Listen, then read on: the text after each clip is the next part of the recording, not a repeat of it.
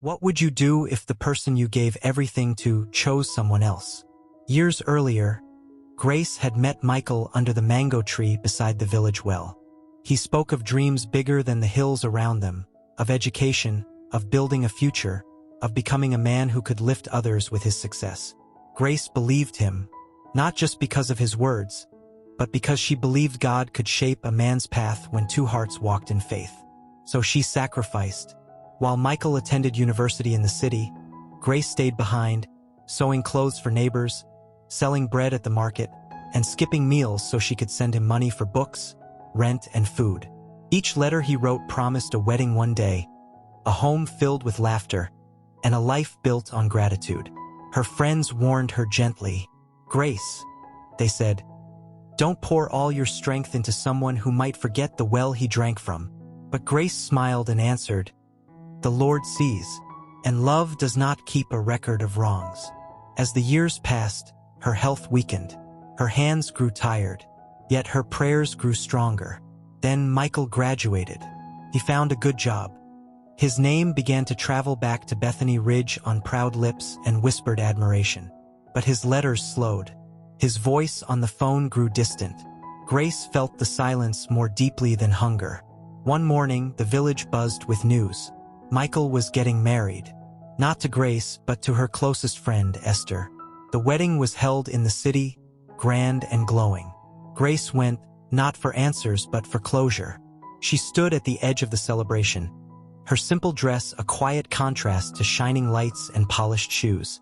When Michael saw her, his smile faded. "Grace," he said coldly, pulling her aside, "this life I'm stepping into, you no longer fit my status." The words struck deeper than any slap. Grace left before the vows were spoken. She walked the long road home with tears blurring the path, her heart whispering a prayer she barely believed anymore. "Lord, I trusted you. Where are you now?"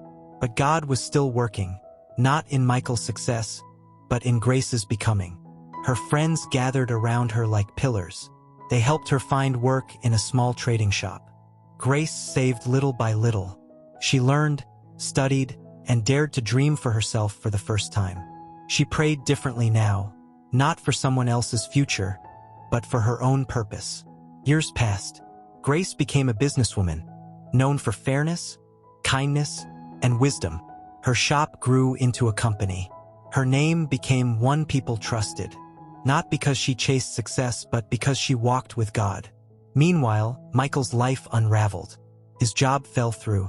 His marriage to Esther became heavy with conflict and regret. The man who once stood tall now carried the weight of poor choices and forgotten promises. One evening, Michael found Grace outside her office, the same mango tree in the courtyard where their story once began. "I was wrong," he said quietly. "I lost everything. I lost you. Can you forgive me? Can we start again?" Grace looked at him, not with anger, not with pride, but with peace. "I forgave you a long time ago," she said softly, "but I cannot return to a place God has already led me out of. Your betrayal taught me something holy. My worth does not come from being chosen by a man. It comes from being chosen by God." Michael lowered his head. Grace turned toward the evening sky, glowing gold and gentle. "I am building a life now," she continued, "not on promises from people, but on promises from the Lord, and He has never failed me."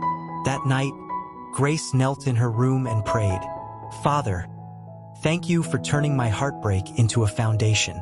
Thank you for teaching my hands to build, my heart to trust, and my soul to rise." And in the stillness, a scripture whispered through her spirit, "Forget the former things. Do not dwell on the past. See, I am doing a new thing. Now it springs up. Do you not perceive it?